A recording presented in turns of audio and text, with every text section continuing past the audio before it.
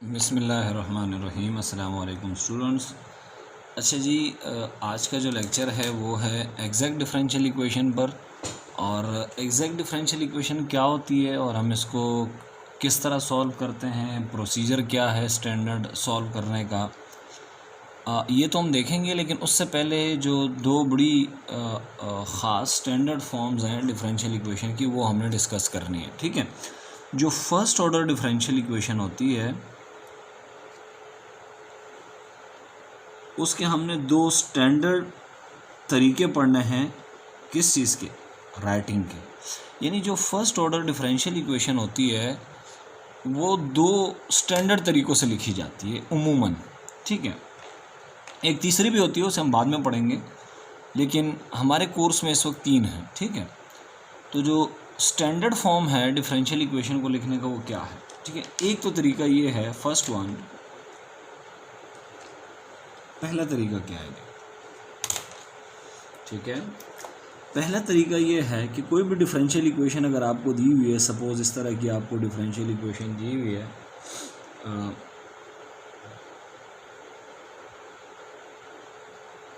1 + y² = 0। ये इक्वेशन इस वक्त स्टैंडर्ड फॉर्म में नहीं है। ठीक है, जो हम पढ़ रहे हैं दो स्टैंडर्ड फॉर्म। ठीक है, क्या करना है आपने? पहली स्टैंडर्ड फॉर्म क्या होती है? स्टैंडर्ड फॉर्म ये होती है कि जो डेरिवेटिव है वो लेफ्ट हैंड साइड पे होगा और बाकी जो भी है वो हम राइट हैंड साइड पर ले आएंगे। ठीक है, तो और राइट हैंड साइड पे जो भी लिखा होता है उसे हम f(x, y) कहते हैं, क्योंकि वो एक फंक्शन होता है, उसके अंदर x भी हो सकता है, y भी हो सकता है, दोनों भी हो सकते हैं। ठीक है, तो अब आप देखें कि अगर मुझे इसको डिफरेंशियल इक्वेशन को इस स्टैंडर्ड फॉर्म में लिखना है तो क्या करना पड़ेगा? डेरिवेटिव को अलग करना पड़ेगा। ये डेरिवेटिव को मैंने किया अलग, ये सारी चीज़ें वहाँ चली जाएंगी। डेरिवेटिव को लेफ्ट हैंड साइड पर रखना है, बाकी सब कुछ राइट पर भेज देना है। क्या बनेगा? 2x 1 + y²। तो ये आप देखें, ये आपका डेरिवेटिव अलग हो गया। और ये जो आपकी राइट हैंड साइड है ना, ये राइट हैंड साइड फंक्शन होती है, डिपेंड करती है, x पे भी डिपेंड करती है, y पे भी करती है, दोनों पे भी कर सकती है। समटाइम्स सिर्फ एक वेरिएबल आ जाता है, लेकिन दोनों वेरिएबल भी आ सकते हैं। ठीक है, कोई कांस्टेंट भी आ सकता है। तो ये जो राइट हैंड साइड है इसे हम कह देते हैं f(x, y), यानी फंक्शन ऑफ x, y। ठीक है, एक और एग्जांपल लेते हैं। तो ये हमने क्या किया, ये हमने इस डिफरेंशियल इक्वेशन को स्टैंडर्ड फॉर्म में लिख दिया। ठीक है, this is our first standard form. ठीक है, मतलब स्टैंडर्ड फॉर्म का मतलब ये है कि एक जनरली लोग इसको इस तरह से लिखते हैं। ठीक है, हर काम करने का एक सलीका होता है। ठीक है, जैसे आप कोई भी काम करते हैं उसका डेफिनेटली कोई ना कोई स्टैंडर्ड तरीका तो होता है। आप नमाज़ अदा करते हैं तो कोई स्टैंडर्ड तरीका होगा, कोई वज़ू करते हैं आप स्टैंडर्ड तरीका होगा, क्लास में बैठते हैं तो एक तरीका होता है, एक स्टैंडर्ड। ठीक है, इसी तरह आप पानी पीते हैं तो आप एक तरीका है, एक सुन्नत है, आपको पता है एक स्टैंडर्ड क्या तरीका है। तो इसी तरह से डिफरेंशियल इक्वेशन को भी लिखने का फर्स्ट ऑर्डर को ये हम दो स्टैंडर्ड तरीके पढ़ रहे हैं। तो पहला स्टैंडर्ड तरीका क्या है कि डेरिवेटिव आपने लेफ्ट हैंड साइड पे रखना है और बाकी जो भी है उसे हम राइट हैंड साइड पर भेज देंगे और उसे हम कहेंगे f(x, y)। एक और देखते हैं जी, सपोज इस तरह लिखा हुआ है 8 cos² y dx + cosec² x dy = 0। ठीक है, ये एक डिफरेंशियल इक्वेशन लिखी हुई है। अब मैंने इसे इस फर्स्ट वाले स्टैंडर्ड फॉर्म में लिखना है, तो मैं क्या करूँगा? अच्छा, करना मैंने ये है, मैं इसे भेज दूँगा राइट हैंड साइड पे। देखें क्या बनता है, क्योंकि स्टैंडर्ड फॉर्म में लिखने के लिए आपको डेरिवेटिव को अलग करना है। तो इसको हम राइट पे भेज देंगे, यहाँ रह जाएगा क्या जी? cosec² x dy। ये वहाँ चला जाएगा, क्या हो जाएगा? -cos² y dx। अब मैंने डेरिवेटिव को अलग करना है, डेरिवेटिव का मतलब है dy और dx को अलग करना है। तो डी वाई वाली रकम मैंने यहीं पे छोड़ दी और बाकी को हमने राइट पे शिफ्ट कर दिया। अब ये डी एक्स इसके साथ मल्टीप्लाई हो रहा है, इधर आगे डिवाइड कर जाएगा। अच्छा, और ये कोसेक स्क्वायर इसके साथ क्या हो रहा है, मल्टीप्लाई, ये वहाँ जाके डिवाइड कर जाएगा। तो यहाँ क्या रह जाएगा, डी वाई और डी एक्स, ये डी एक्स इधर से आया इधर, और ये कोसेक स्क्वायर वहाँ चला जाएगा। तो minus this over cosec square x. तो ये आप देखें ये स्टैंडर्ड फॉर्म में कन्वर्ट हो गया, ठीक है। और स्टैंडर्ड फॉर्म में इस तरह कन्वर्ट हुआ है, दिस, आप चेक करें लेफ्ट हैंड साइड पे क्या है, D Y over D x, ठीक है। और जो राइट हैंड साइड है ये, इसे मैं कहूँगा एफ ऑफ एक्स वाई, ठीक है।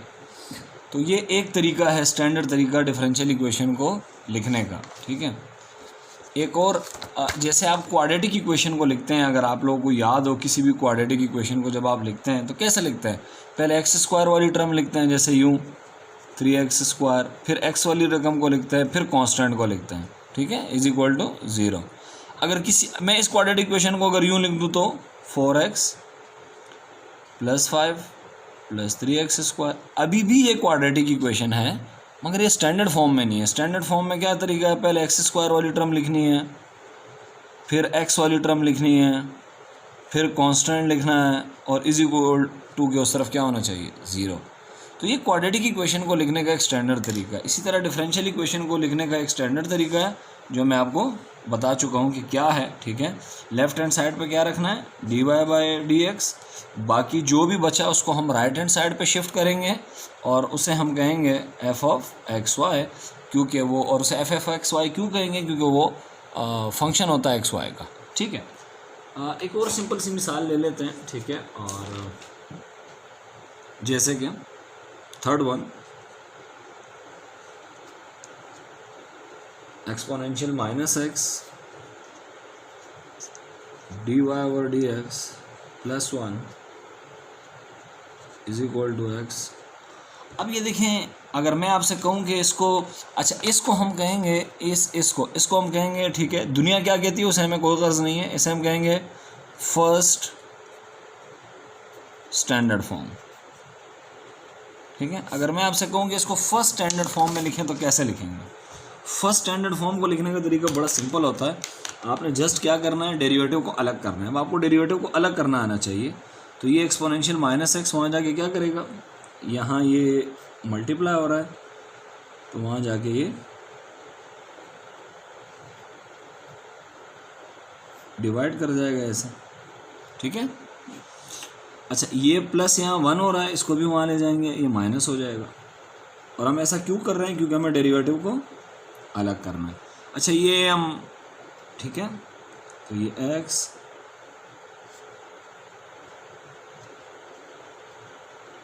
-1, सॉरी, तो ये क्या हुआ, हमने डेरिवेटिव को अलग किया, ये रहा डेरिवेटिव अलग हो गया।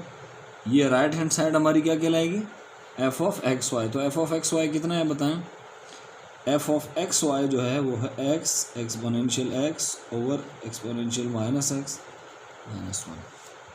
तो ये हमने डिफरेंशियल इक्वेशन को किस में कन्वर्ट कर दिया, फर्स्ट स्टैंडर्ड फॉर्म में, ठीक हो गया स्टूडेंट। तो जो फर्स्ट स्टैंडर्ड फॉर्म होती है वो क्या होती है, first standard form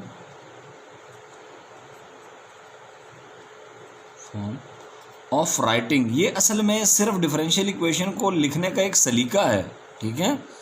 first standard form of writing a first order differential equation.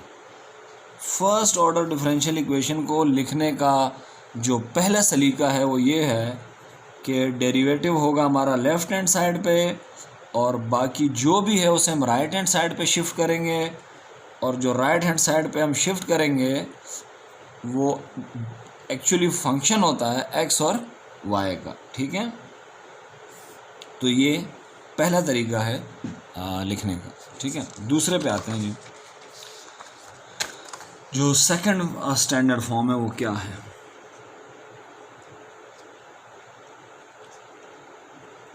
Second standard form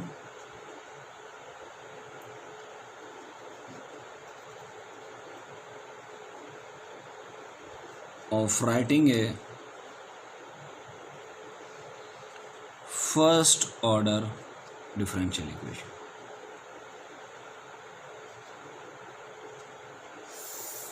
ठीक है जी, फर्स्ट ऑर्डर डिफरेंशियल इक्वेशन को लिखने का जो स्टैंडर्ड तरीका है सेकंड, वो क्या है? वो तरीका ये है जी, ठीक है, कि जो डिफरेंशियल इक्वेशन दी होगी, ठीक है, तो सेकंड स्टैंडर्ड फॉर्म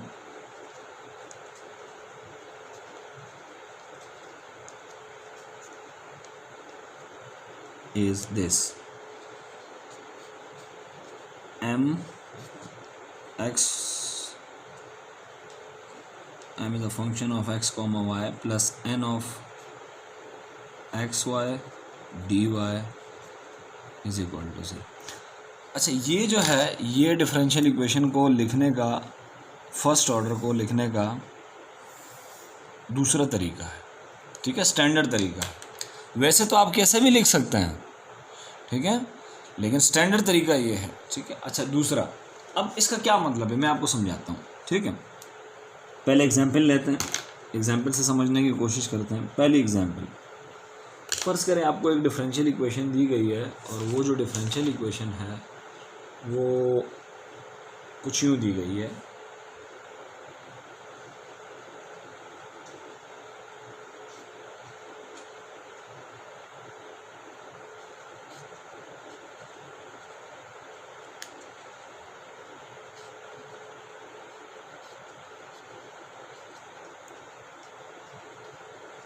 ठीक है।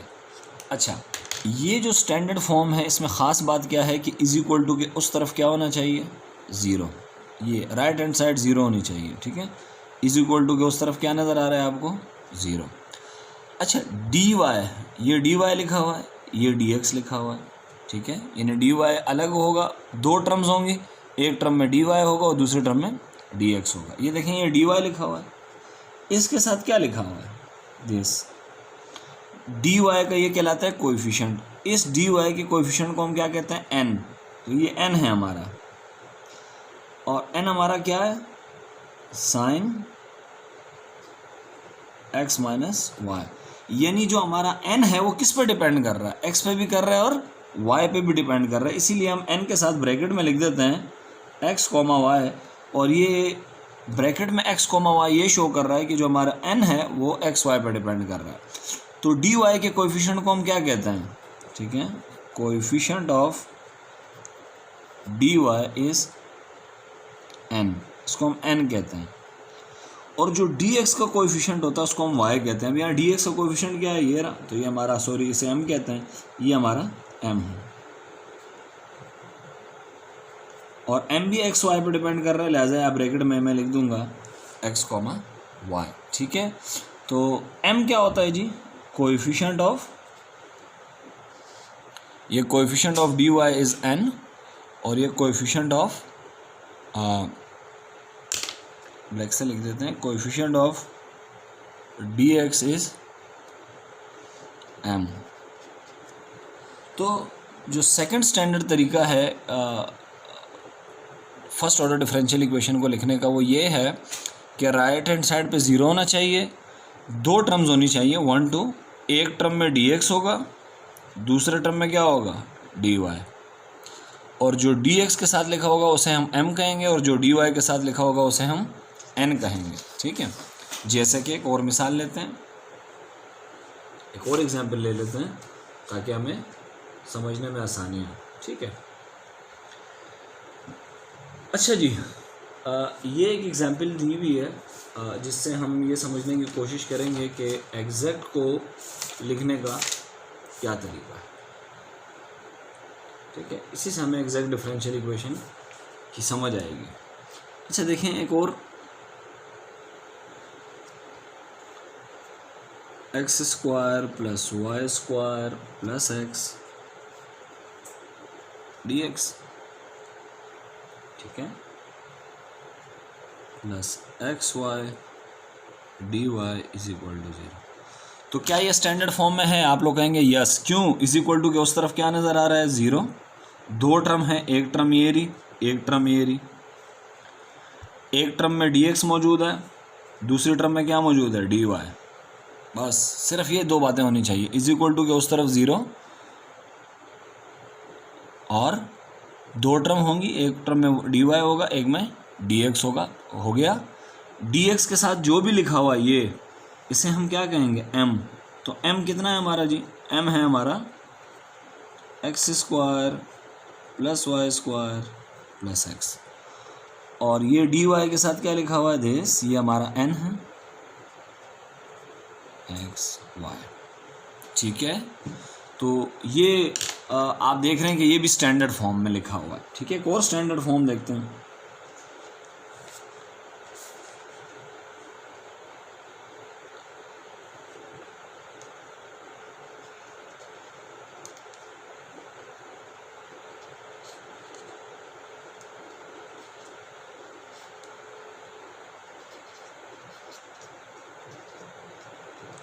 क्या ये first order differential equation standard form में है? अच्छा, ये जो सेकंड स्टैंडर्ड फॉर्म होती है ना, सेकंड स्टैंडर्ड फॉर्म, इसका मैंने नाम रखा हुआ है याद रखने के लिए।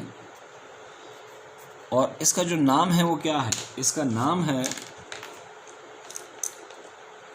M and N form. ठीक है, ये M और N फॉर्म वाली है। कैसे, देखिए, इज इक्वल टू के उस तरफ 0, dy के साथ क्या लिखा हुआ है, दिस, ये हमारा n है। तो n की वैल्यू क्या है, बच्चे ये माइनस भूल जाते हैं, माइनस नहीं भूलना, ठीक है, -x³ + y³, ये n है। और dx के साथ क्या लिखा हुआ है, ये हमारा m है। ठीक हो गया, तो ये भी हमारी डिफरेंशियल इक्वेशन है जो स्टैंडर्ड फॉर्म में है। ठीक है, सेकंड स्टैंडर्ड फॉर्म m और n की फॉर्म में है। ठीक है, एक और देखते हैं, इक्वेशन हमें चाहिए जो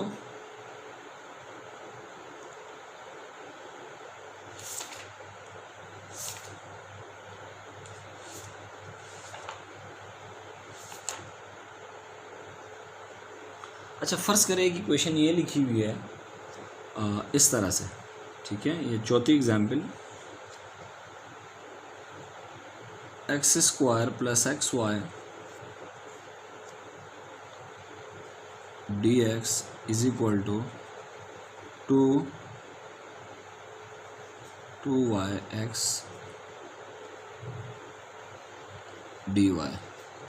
तो क्या ये m और n की फॉर्म में है? तो आप कहेंगे नहीं, क्योंकि इज इक्वल टू के उस तरफ क्या होना चाहिए, 0। तो m और n की फॉर्म में कैसे कन्वर्ट करेंगे इसको? ठीक है, इसको हमने कन्वर्ट करना है, convert into second standard form. तो सेकंड स्टैंडर्ड फॉर्म क्या होती है, मैं लिखूंगा x² + xy dx as it is. इसको मैं यहाँ ले आऊँगा, ये हो जाएगा -2yx dy is equal to 0। तो अब आप चेक करें, इज इक्वल टू के उस तरफ 0 है, यस। दो टर्म है, एक टर्म ये रही, एक टर्म ये रही। एक टर्म में आपको dx नज़र आ रहा है, दूसरी टर्म में आपको dy नज़र आ रहा है। dx के साथ क्या लिखा हुआ है, m। जो भी लिखा होगा इसको हम m कहेंगे। और dy के साथ क्या लिखा हुआ है, -2yx, इसे हम n कहेंगे। ठीक है, तो ये सेकंड स्टैंडर्ड फॉर्म है m और n की, हमारी बहुत काम आएगी आगे जाके, इसलिए इस पर थोड़ा टाइम लगा दिया मैंने। ठीक है, तो इस तरह डिफरेंशियल इक्वेशन को लिखने के दो स्टैंडर्ड तरीके हैं। एक तो हमारा फर्स्ट स्टैंडर्ड तरीका है और दूसरा जो हमारा है वो m और n की फॉर्म वाला तरीका है। अब हम आते हैं अपने टॉपिक की तरफ, और टॉपिक हमारा ये है कि जी एग्जैक्ट डिफरेंशियल इक्वेशन क्या होती है। ठीक है, तो डेफिनेशन लिखते हैं, exact differential equation.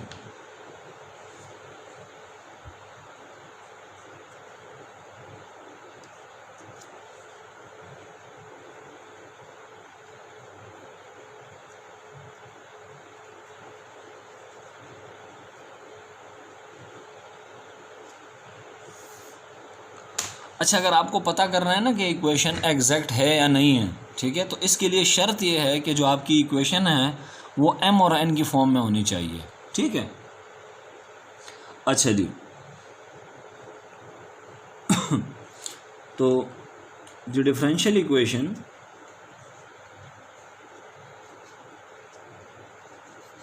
Of the form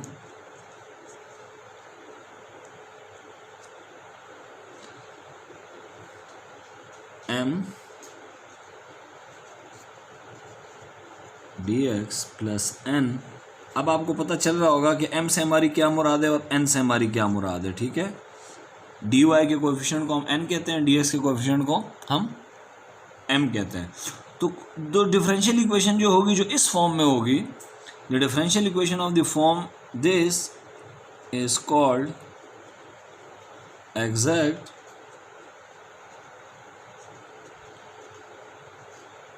if and only if, अगर क्या हो जाए, अगर डिफरेंशियल इक्वेशन इस फॉर्म में लिखी हुई होगी तो वो एग्जैक्ट होगी अगर जो मैं नीचे कंडीशन लिख रहा हूँ ये कंडीशन सेटिस्फाई हो जाए। और कंडीशन क्या है कि partial m over partial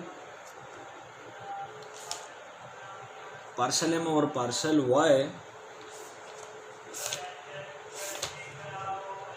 is equals to partial n over partial, मैं एक दफ़ा देख लूँ इसको, partial m over partial y is equals to partial n over partial x। अगर इस तरह से हो जाए कि जो m का पार्शल डेरिवेटिव है y के रिस्पेक्ट से और n का पार्शल डेरिवेटिव है x के रिस्पेक्ट से, अगर ये दोनों बराबर हो जाए तो इक्वेशन क्या हो जाएगी हमारी, एग्जैक्ट। अब इसको समझने की कोशिश करते हैं, ठीक है, कि इसका क्या मतलब है। लाजिम बात है, समझने के लिए हमें एग्जाम्पल लेनी पड़ेगी। अच्छा, पहले बहुत सिंपल सी एग्जाम्पल लेते हैं ताकि हमें बिल्कुल भी कोई इशू ना हो, ठीक है, समझने में, और फिर आहिस्ता आहिस्ता इसको हम कॉम्प्लेक्स कर सकते हैं, ठीक है। बट बड़ी सिंपल सी एग्जाम्पल लेते हैं। एक डिफरेंशियल इक्वेशन ये है, हमने ये चेक करना है कि इधर the differential equation is exact और नॉट, ठीक है। तो check the exactness of the differential equation y plus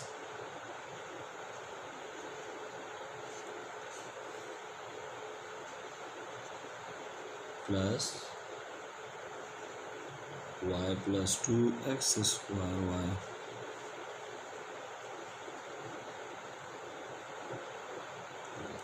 देखिए एक बात याद रखें, आप इक्वेशन को तब तक आप उसकी एग्जैक्टनेस चेक नहीं कर सकते जब तक वो m और n की फॉर्म में ना हो, ठीक है। तो सबसे पहले इक्वेशन को आपने m और n की फॉर्म में लिखना है, ठीक है। अगर m और n की फॉर्म में नहीं होगी तो आपने m और n की फॉर्म में बनाना है। तो इसमें सबसे पहले आप देखें m कितना है,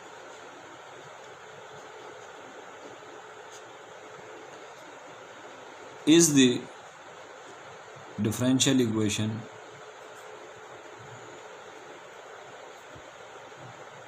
एग्जैक्ट और नॉट, और नॉट की इक्वेशन ये लिखने की ज़रूरत नहीं है, is the differential equation exact, क्या ये नीचे वाली डिफरेंशियल इक्वेशन एग्जैक्ट है। तो अगर आपसे कोई पूछ ले कि ये डिफरेंशियल इक्वेशन एग्जैक्ट है या नहीं है, तो उसके लिए क्या करना पड़ेगा आपको, सबसे पहला स्टेप क्या होगा जी, first step,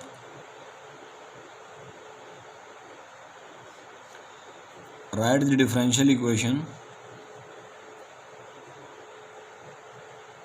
in m and n form. सबसे पहले डिफरेंशियल इक्वेशन को m और n की फॉर्म में लिख दें। तो ये तो पहले से लिखी हुई है और m और n के फॉर्म में।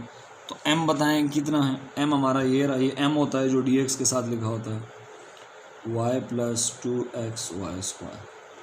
ये क्या है हमारा, ये n है, n कितना है ये,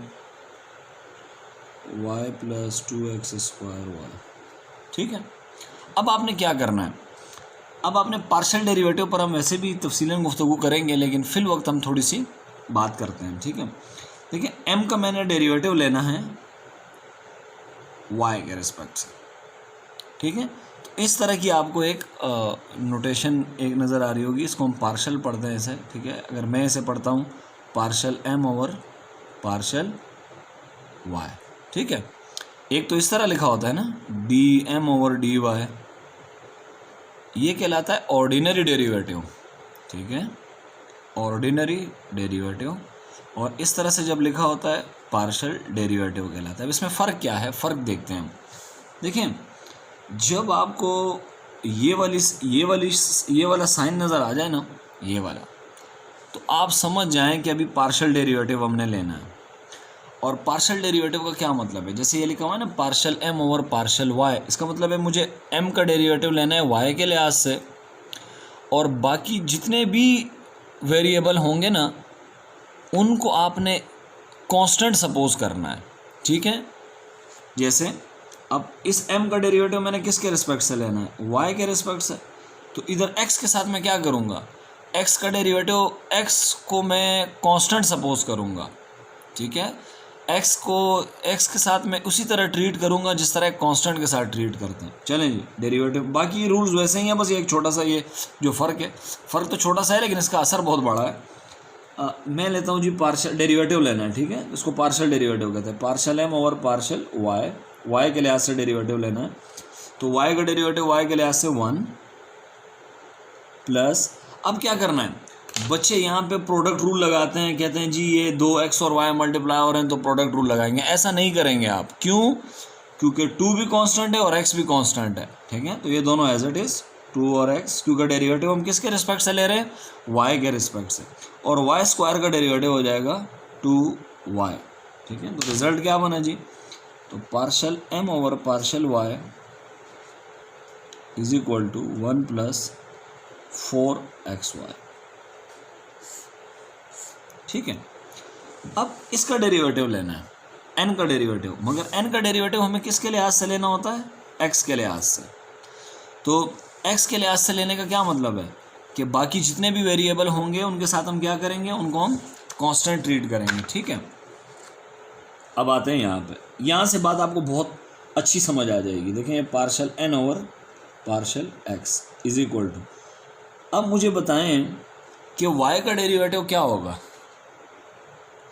चूँकि ये पार्शियल डेरिवेटिव हम ले रहे हैं, x के रिस्पेक्ट से ले रहे हैं, तो y को मैं सपोज करूँगा कांस्टेंट, तो y का डेरिवेटिव क्या होगा फिर, जब आपने इसको कांस्टेंट सपोज कर लिया है तो 0। ठीक है, क्योंकि हम डेरिवेटिव किसके रिस्पेक्ट से ले रहे हैं, x के रिस्पेक्ट से, तो y को हम कैसे ट्रीट करेंगे, कांस्टेंट के तौर पे। ठीक है, प्लस 2 भी कांस्टेंट है, y भी कांस्टेंट है, सिर्फ x स्क्वायर का डेरिवेटिव लिया जाएगा और वो कितना होता है 2x। ठीक है, 2x। अच्छा जी, ये अब कितना बना टोटल, अब ये जो बना, सॉरी ये चलें, बहरहाल जो भी है अब हो गया है। ठीक है, बुक में क्वेश्चन गलत लिखा हुआ था। अच्छा, यहाँ से क्या बना, partial n by partial x is equal to 2 into 2 4x। अब आप चेक करें कि क्या ये दोनों बराबर हैं। देखिए, पार्शियल n और पार्शियल x किसके बराबर आ रहा है, 4xy के, और पार्शियल m और पार्शियल y बराबर आ रहा है 1 प्लस 4xy के। ये दोनों बराबर नहीं है, तो मैं यहाँ क्या लिखूँगा, since partial m by partial y is not equal to partial n by partial x, therefore our equation is not exact. तो हमारी इक्वेशन एग्जैक्ट नहीं है। ठीक है, क्योंकि ये दोनों पार्शियल डेरिवेटिव बराबर नहीं आए। ठीक है, बस पार्शियल डेरिवेटिव पे आपने थोड़ा सा ध्यान देना है कि जब आप x के लिहाज से डेरिवेटिव निकाल रहे होंगे तो सिर्फ x ही हमारा वेरिएबल होगा, बाकी जितने भी वेरिएबल होंगे वो क्या होंगे, वो कांस्टेंट होंगे। और जब मैं y के लिहाज से निकाल रहा हूँगा तो y ही मेरा वेरिएबल होगा, बाकी सारे वेरिएबल कांस्टेंट होंगे। ठीक है, उनको आप कांस्टेंट ट्रीट करेंगे। एक और एग्जांपल लेते हैं। ठीक है, अच्छा जी, एक और एग्जांपल की तरफ आते हैं और देखते हैं कि ये वाली इक्वेशन हमारी एग्जैक्ट है या नहीं है। ठीक है,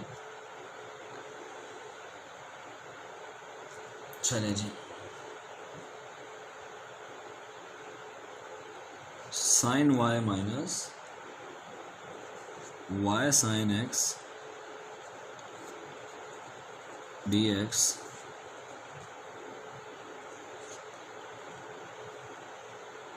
plus cos of x plus x cos of y minus y d Y is equal to 0। ठीक है, हमने ये चेक करना है कि ये जो इक्वेशन दी हुई है ये एग्जैक्ट है या नहीं। तो एग्जैक्ट चेक करने के लिए जो क्राइटेरिया है वो क्या है, ठीक है, और क्राइटेरिया बड़ा सिंपल है कि आपने जस्ट ये करना है कि पार्शियल डेरिवेटिव निकालना है, m का पार्शियल डेरिवेटिव निकालना है y के रिस्पेक्ट से, और n का पार्शियल डेरिवेटिव निकालना है आपने x के रिस्पेक्ट से। ठीक है, तो ये क्राइटेरिया है। ठीक है, तो क्राइटेरिया क्या है कि m का मैं डेरिवेटिव निकालूंगा पार्शियल डेरिवेटिव y के रिस्पेक्ट से, n का डेरिवेटिव निकालूंगा मैं x के रिस्पेक्ट से, और अगर ये दोनों बराबर हो गए तो इक्वेशन हमारी क्या हो जाएगी, एग्जैक्ट हो जाएगी। बड़ा सिंपल है। ठीक है, लेकिन बच्चों एक बात बड़ी इंपॉर्टेंट है जो आप लोगों ने नोट करनी है, आपने किसका डेरिवेटिव निकालना है, m का, y के रिस्पेक्ट से। तो इसके लिए ज़रूरी है कि जो आपकी डिफरेंशियल इक्वेशन है वो m और n की फॉर्म में है।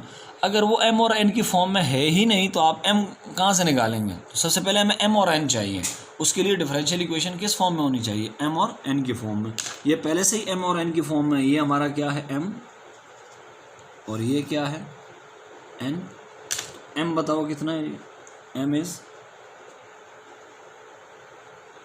Sign y minus y sine x, ये m है।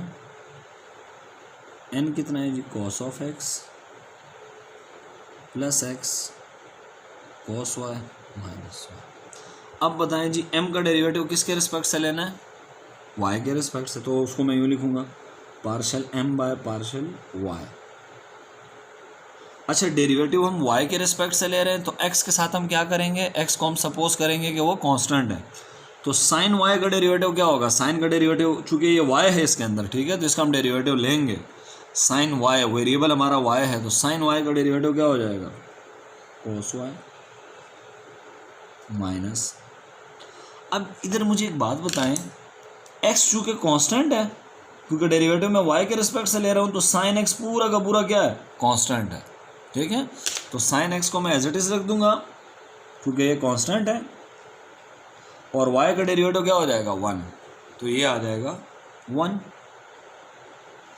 तो partial m by partial y क्या निकला है, कोस y माइनस साइन x। ठीक है, अब हम निकालते हैं partial n by partial x। अब मैं x के लिहाज से डेरिवेटिव निकाल रहा हूँ, तो इसका क्या मतलब है कि जब मैं x के लिहाज से डेरिवेटिव निकालूंगा तो बाकी वेरिएबल जितने भी हैं वो कांस्टेंट होंगे। ठीक है, तो cos x का डेरिवेटिव हो जाएगा माइनस साइन x प्लस, अच्छा अब इसका डेरिवेटिव लेंगे। इसमें ख्याल ये रखना है प्रोडक्ट रूल ना लगा देना u इंटू वी, क्योंकि प्रोडक्ट रूल उस वक्त लगता है जब दोनों वेरिएबल हों। इसमें x तो वेरिएबल है और cos y क्या है, कांस्टेंट है, क्योंकि y को हम कांस्टेंट ले रहे हैं। तो constant as it is cos y, और x का डेरिवेटिव हो जाएगा 1 माइनस y का डेरिवेटिव क्या हो जाएगा, 0। क्यों 0 हो जाएगा, क्योंकि हम डेरिवेटिव ले रहे हैं x के लिहाज से और पार्शियल डेरिवेटिव है, तो y कांस्टेंट है और कांस्टेंट का डेरिवेटिव हम सबको पता है कि 0 होता है। अच्छा जी, तो partial n by partial x को क्या मैं यूँ लिख सकता हूँ, ये 0 लिखना तो बेकार है, पहले मैं ये लिख देता हूँ। ठीक है, यहाँ पे इसके साथ, ठीक है, पहले मैं ये cos y लिख देता हूँ, फिर माइनस साइन x। अब आप क्या चेक कर रहे हैं कि क्या दोनों बराबर आ रहे हैं, तो हम लिख देते हैं since partial m by partial y बराबर आ रहा है किसके, partial n by partial x के। देखें बराबर आ रहा है, cos y minus sine x partial m by partial y, और cos y minus sine x partial n by partial x, दोनों बराबर आ रहे हैं। सिंस ये दोनों बराबर हैं, therefore the given differential equation is exact. जो इक्वेशन दी हुई है वो क्या है, एग्जैक्ट है। तो जी हमने ये देख लिया कि किस तरह हम देखेंगे कि इक्वेशन एग्जैक्ट है या नहीं है। अब हम ये देखेंगे कि एग्जैक्ट डिफरेंशियल इक्वेशन को सॉल्व कैसे किया जाता है। ठीक है, तो जो हमारी लास्ट एग्जाम्पल है, ठीक है, solve the given differential equations। ठीक है, दो एग्जाम्पल्स ले लेते हैं। ठीक है, नंबर 1, ठीक है, सिंपल सी दो एग्जाम्पल्स ले लेते हैं और हम चेक करते हैं कि जी ये हमारी एग्जैक्ट है या नहीं है। ठीक है, अच्छा जी, एक हमारे पास है 2xy dx plus x² minus 1 dy is equal to 0। एक इक्वेशन ये रही, सेकंड ये रही। इंटीग्रेशन आपकी मजबूत होनी चाहिए। ठीक है, सेहत के साथ साथ ये दोनों चीज़ें मजबूत होंगी तभी जाके आप मैथमेटिक्स को अच्छे से कर पाएंगे। स्पेशली ये जो फर्स्ट ऑर्डर डिफरेंशियल इक्वेशन है दिस,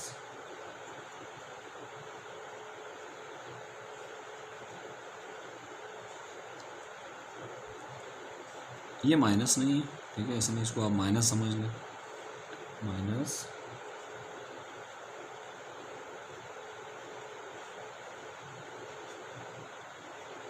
ये दो इक्वेशंस हैं जिनको हम सॉल्व करेंगे। ठीक है, और देखेंगे कि ये पहले तो हम ये देखेंगे कि अगर फ़र्ज़ करें इस तरह की इक्वेशन एग्ज़ाम में आ जाती है तो एक इशू होता है जो स्टूडेंट्स के साथ हमेशा होता है, वो ये होता है कि वो कहते हैं कि हमें कैसे पता चलेगा कि ये एग्जैक्ट है। अभी हम वेरिएबल सेपरेबल भी पढ़ चुके हैं और ये एग्जैक्ट है, हो सकता है ये होमोजीनियस हो सकता है ये लीनियर हो, बर्नौली हो। तो इसके लिए आपको डिफरेंट टेस्ट करने पड़ते हैं।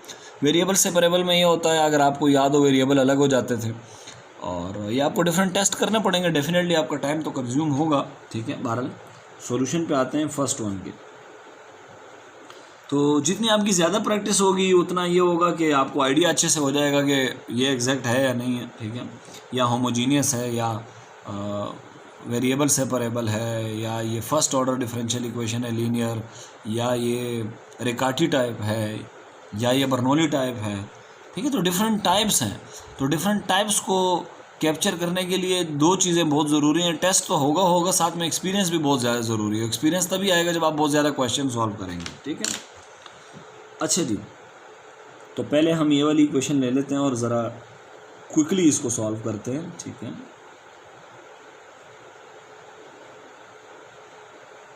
तो बताएं जी इसमें m क्या है, n क्या है।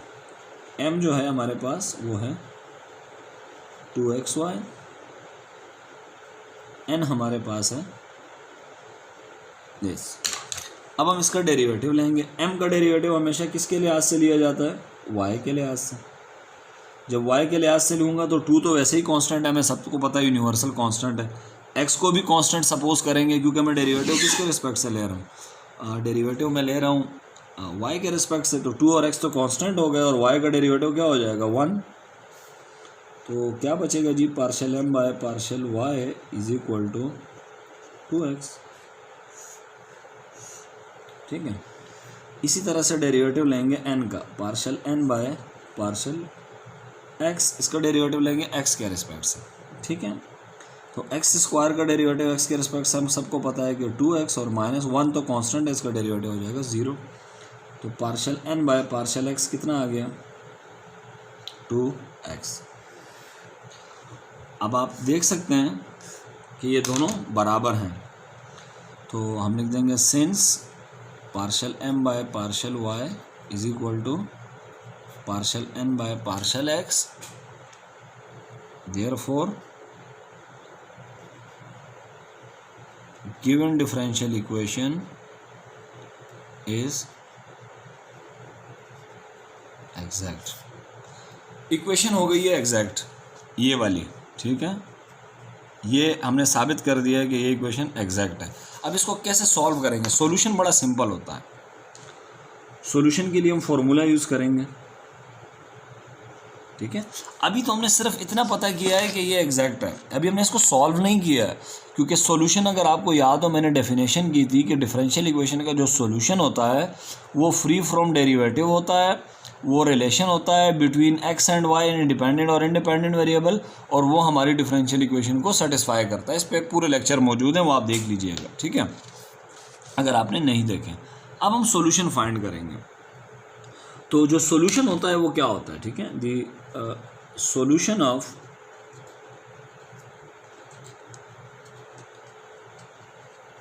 Exact differential equation is what. ये फॉर्मूला आपने याद रखना है। इंटीग्रेट करेंगे आपको m को, ये मैं आपको फॉर्मूला समझा दूंगा अभी, constant plus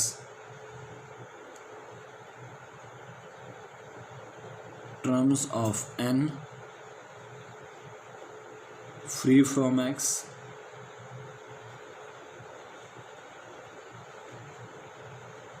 is equal to constant, और कांस्टेंट को हम c लिखते हैं जी। ये फॉर्मूला है। अब इस फॉर्मूले में आपको दो इंटीग्रेशन नज़र आ रही है, मैं दोनों आपको समझा देता हूँ, ठीक है, बड़े तहम्मुल के साथ इसको हम समझने की कोशिश करेंगे। सबसे पहली बात यह है कि आपने इंटीग्रेट करना है किसको, m को। m कहाँ है जी, m ये रहा, ये m है। m कितना है, 2xy, तो यहाँ मैं लिख दूंगा 2xy dx, और नीचे क्या लिखा हुआ है जी कि y के साथ आपने क्या करना है, y को आपने कांस्टेंट रखना है, ठीक है। अच्छा देखें, dx का क्या मतलब है कि हमें इंटीग्रेशन किसके लिहाज से करनी है, x के लिहाज से, और y को हमने क्या रखना है, कांस्टेंट रखना है, ठीक है। तो इसको कहते हैं जी पार्शियल इंटीग्रेशन। कौन सी इंटीग्रेशन, पार्शियल इंटीग्रेशन, जुज़वी इंटीग्रेशन, यानी x के लिहाज से तो हम इंटीग्रेट कर रहे हैं, बाकी वेरिएबल को हम क्या करेंगे, उसे हम सपोज करेंगे कि कांस्टेंट है। तो यहाँ पे क्या क्या कांस्टेंट है, 2 भी कांस्टेंट है और y भी कांस्टेंट है, तो हम इनके साथ क्या करेंगे, इनको हम साइन ऑफ इंटीग्रेशन से बाहर निकाल देंगे, ठीक है। ये हम नेक्स्ट स्टेप में करेंगे, ठीक हो गया। फिर प्लस, अच्छा इसको समझने की कोशिश करें, terms of n free from x, यानी यहाँ पर आपने n की वो टर्म्स लिखनी है जिसमें x ना हो, ठीक है। ये देखें, ये आपका n है, इसके अंदर दो टर्म है, एक टर्म एरी एक टर्म एरी। इस टर्म के अंदर x है, यस ये नहीं लिखेंगे, इस टर्म के अंदर x है, नहीं ये लिखेंगे। यानी आपने वो टर्म्स लिखनी है n की जिसके अंदर x ना हो, x एब्सेंट हो। तो n हमारा क्या था, मैं यहाँ लिख देता हूँ, n हमारा था x² - 1। n की इस टर्म में x मौजूद है, यस इसको नहीं लिखेंगे, इसमें मौजूद है, नहीं ये लिखेंगे, यहाँ लिखूंगा मैं -1, ठीक है, dy is equal to c, ठीक है। अब इस इंटीग्रेशन की क्या खास बात है, ठीक है। अच्छा यहाँ दोबारा देख लीजिएगा, शायद नज़र नहीं आ रहा था कि n आपके पास किसके बराबर है, x² - 1 के। अब इस टर्म में क्या है, कितनी टर्म्स हैं, 2 टर्म्स हैं, ठीक है। इस टर्म में x है, यस ये वाली टर्म हम नहीं लेंगे, इसमें x है, नहीं ये हम लेंगे। यानी आपने सिर्फ वो टर्म्स यहाँ लिखनी है जिसमें x नहीं है, ठीक है। तो इस टर्म में x नहीं था तो मैंने -1 लिख दिया, ठीक है। अब इसमें क्या है, इंटीग्रेशन चूंकि y को हमने कांस्टेंट सपोज किया हुआ है तो 2 भी कांस्टेंट है, y भी कांस्टेंट है, ये साइन ऑफ इंटीग्रेशन से बाहर आ जाएंगे, ठीक है। ये plus minus minus just 1 multiply होगा dy के साथ, ये आएगा dy is equal to c, ठीक है। यहाँ y कांस्टेंट है वो हमने बाहर निकाल दिया। अब x की इंटीग्रेशन तो सबको आती है, पावर में ऐड करो उसी से डिवाइड। dy की इंटीग्रेशन सबको पता है y होती है, जैसे dx की x होती है, dz की z होती है, dp की p होती है, dq की q होती है, dl की l होती है, ठीक है। इस तरह dy की क्या होगी इंटीग्रेशन y, ये 2 और ये 2 कैंसिल हो गए, क्या बचा जी, y x² - y is equal to c। ये हमारा क्या है जी, रिक्वायर्ड सॉल्यूशन, ठीक है जी। एक और एग्जाम्पल की तरफ जाते हैं, ठीक है। और एग्जाम्पल क्या है नेक्स्ट वाली, नेक्स्ट एग्जाम्पल है सेकंड वन।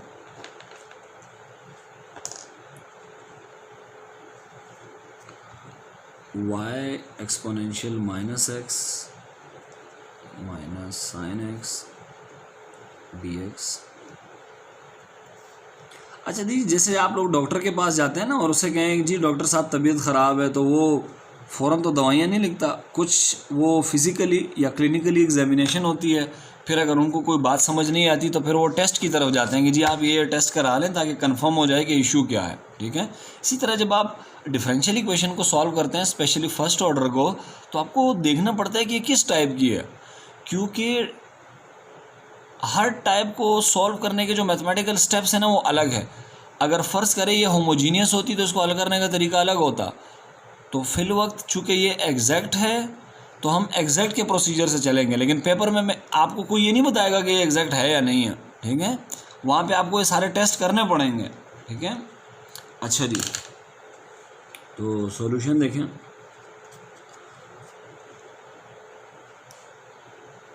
तो ये dx है, ये m और n की फॉर्म में लिखा हुआ है। यस, m और n की फॉर्म में लिखा हुआ है, पहली तो ये शर्त है।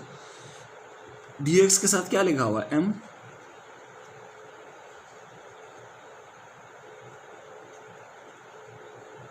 ये हो गया हमारा m। n कितना है हमारा जी, n हमारा ये रहा। अब n लिखते हुए बच्चे अक्सर माइनस का साइन भूल जाते हैं। ठीक है,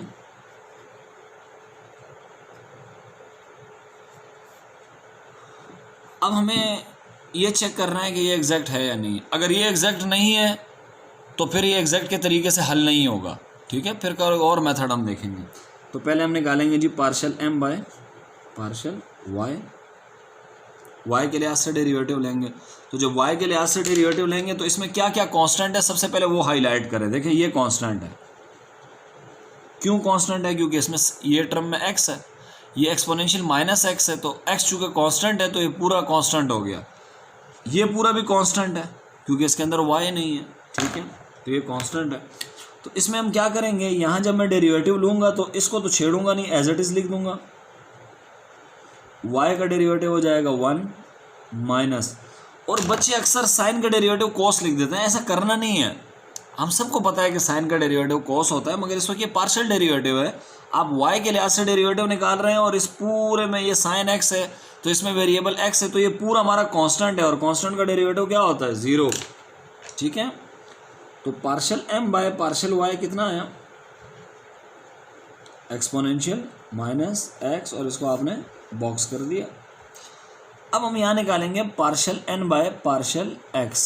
ठीक है, ये माइनस एज इट इज एक्सपोने, ये अब इसमें कांस्टेंट जो है उनको हाईलाइट करें। 2 भी कांस्टेंट है, y भी कांस्टेंट है, तो ये पूरी टर्म कांस्टेंट है। ठीक है, ये पूरी टर्म कांस्टेंट है। इसका तो डेरिवेटिव क्या हो जाएगा, सिंपल है 0।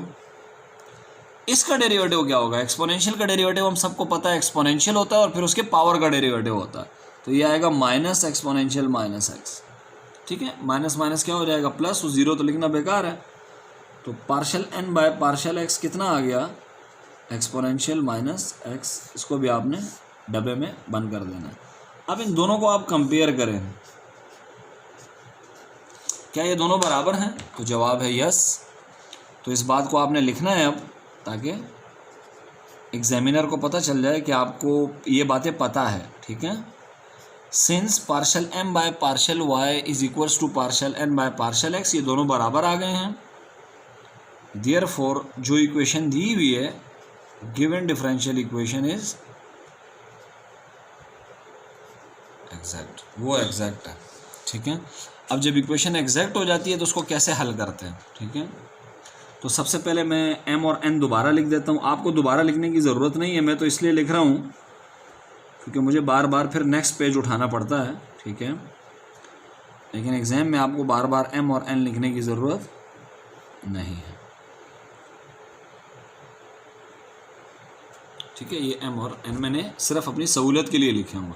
अच्छा, सॉल्यूशन क्या होता है, फॉर्मूला क्या होता है, यानी फॉर्मूला होता है m को इंटीग्रेट करेंगे x के लिहाज से, और y के साथ क्या करेंगे, हम y को हम सपोज करेंगे कि वो कांस्टेंट है, फिर प्लस इंटीग्रेशन होगी किसकी, उन टर्म्स की, terms of n free from x. Free from x का मतलब ये है कि वो टर्म्स एक्स की वो टर्म्स जिसमें एन की वो टर्म्स जिसमें एक्स ना हो, ठीक है। इसको हमेशा इंटीग्रेट करेंगे वाई के लिहाज से, और इज इक्वल टू के उस तरफ कांस्टेंट होगा। कांस्टेंट के लिए आप सी भी यूज़ कर सकते हैं, ए बी भी यूज़ कर सकते हैं, कैपिटल के भी यूज़ कर सकते हैं, हम सी यूज़ कर रहे होते हैं, ठीक है जी। तो आइए इंटीग्रेशन करते हैं। सबसे पहले एम लिखें। एम तो आपने पूरा का पूरा लिखना है, जो भी एम है ये,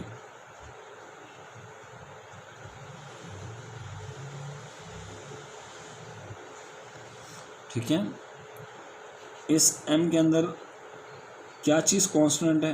y कांस्टेंट प्लस। अच्छा, अब यहां आपने क्या लिखना है? इस ब्रैकेट के अंदर आपने क्या लिखना है? इस ब्रैकेट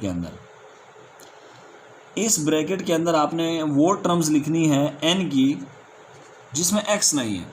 तो उसके लिए आपको आना पड़ेगा इस n की तरफ। क्या इसके अंदर x है इस टर्म में? यस, नज़र आ रहा है x, ये रहा। तो ये हम नहीं लिखेंगे।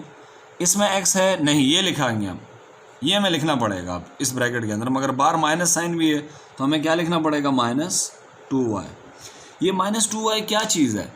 ये n के अंदर वो टर्म है जिसमें x नहीं है, ठीक है, कंफ्यूज नहीं होना है। और बाहर dy = c। अच्छा जी, अब इस टर्म को भी इंटीग्रेट करेंगे, इसको भी बेसिक इंटीग्रेशन आपने पढ़ी होगी, ठीक है। y, ये जो इंटीग्रेशन का साइन है इसके साथ भी आएगा, इसके साथ भी आएगा, और नीचे ये y = कांस्टेंट भी आप लिखते रहेंगे। फिर माइनस ये साइन ऑफ इंटीग्रेशन अब साइन x के साथ भी आएगा, और y क्या होगा जी? कांस्टेंट। फिर प्लस, अच्छा प्लस माइनस माइनस, इसके साथ y कांस्टेंट ना लिख देना, ठीक है, ये अलग वाला इंटीग्रल है, ठीक है। माइनस प्लस माइनस, 2 भी बाहर आ जाएगा क्योंकि वो कांस्टेंट है, अंदर बच जाएगा y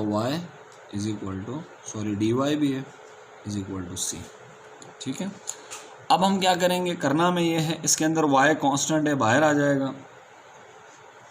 एक्सपोनेंशियल -x की इंटीग्रेशन होती है minus exponential -x। Sine x की इंटीग्रेशन सबको पता है, माइनस कॉस होती है, तो ये प्लस हो जाएगा। साइन x की इंटीग्रेशन होती है माइनस कॉस x, एक माइनस पीछे तो माइनस माइनस प्लस, कंफ्यूज नहीं होना, -2। y की होती है y² / 2, तो वो 2 और ये 2 जो अपॉन में 2 है वो कैंसिल हो जाएंगे, जस्ट आएगा y² और ये =c। This is our required solution. ठीक है स्टूडेंट्स, आज के लेक्चर को यहाँ पे एंड करते हैं, ठीक है। और अगर कोई कन्फ्यूजन हो, ठीक है, तो आप मुझे मेरे व्हाट्सएप नंबर पर मुझसे रब्ता कर सकते हैं, ठीक है।